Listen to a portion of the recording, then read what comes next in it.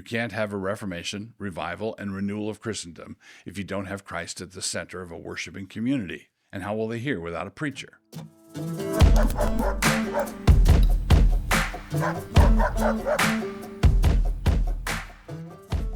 Well, to be honest, they aren't exactly pirate ships, which would not be very Christian. They are more like privateers operating with letters of marque and reprisal. But let us not get distracted from the main point. Greyfriars Hall has been operating for some 20-plus years now, graduating its first alum in 2004, which meant we started the program a few years before that. The central idea was that the training of future ministers is a task that ought to be undertaken by the church and not by a detached academic institution. Graduates were given a letter of completion tailored to their gifts and accomplishments, which was a letter that like-minded churches took seriously. At the same time, although the work was equivalent to a graduate degree, there was no pretense. It was a letter, not a diploma. Now that Greyfriars Hall has been incorporated into the range of programs offered by New St. Andrews College and is offering an accredited MDiv, one of the most obvious questions to ask is whether we have drifted from our earlier commitments to a ministerial training program that is overseen by the church. The answer is no. In fact, the hands-on involvement of our students in the life of the local church is even more robust than it was. In order to complete the MDiv, the student has to be placed by Christ Church as an intern in one of our local churches, beginning with his second year. If that doesn't happen, for whatever reason, the student can still earn an MA, but not the MDiv.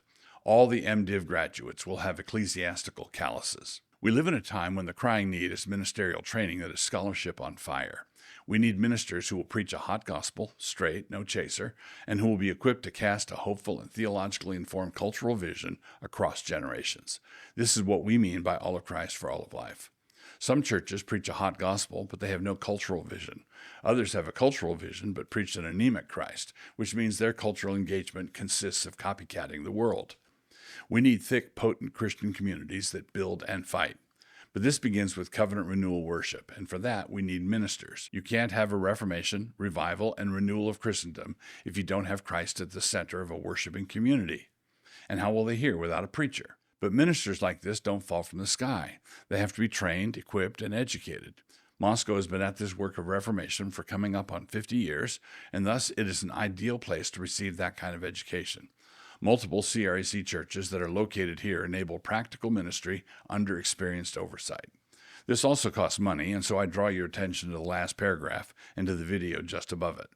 As that scholarship fund grows, we can take more qualified students on. Greyfriars Hall intends to be a build and fight seminary. When we say that this is designed for outlaws and pirates, we do hope that everyone understands that this is tongue-in-cheek. But what is not tongue-in-cheek is the fact that our graduates will frequently be treated as though they were outlaws and pirates. We would fix that, but it is not really our problem. The program includes language study, Hebrew and Greek, Bible, theology, church history, and pastoring, preaching, counseling, internship.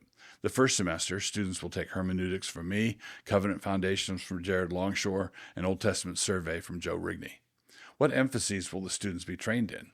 Among other things, it will be the centrality of worship, high-octane Protestant theology, rigorous academics, a commitment to Christendom, and this will all be done as a band of brothers.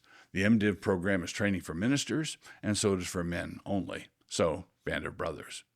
There are groups of Canon Plus listeners out there who would love a CREC church in their area. There are opportunities to plant churches in strategic places. In addition, the CREC now has some fairly substantial churches that are in need of associate ministers. As we've been gearing up, some of our graduates have remained here to work with us on the Palouse, but the plan is to launch many Greyfriars elsewhere.